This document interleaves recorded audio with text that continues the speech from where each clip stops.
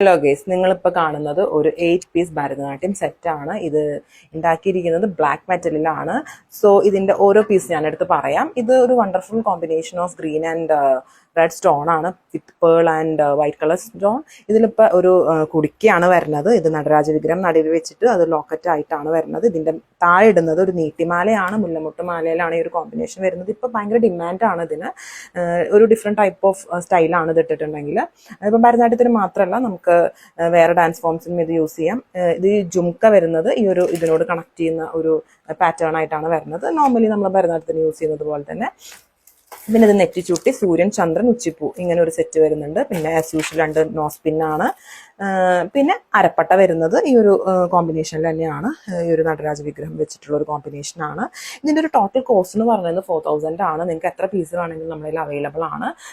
Four orders please contact കല. പിന്നെ ഇതിൽ നമുക്ക് ഈ ഒരു ചിലങ്കയുടെ സെറ്റും കൂടെ വരുന്നുണ്ട്.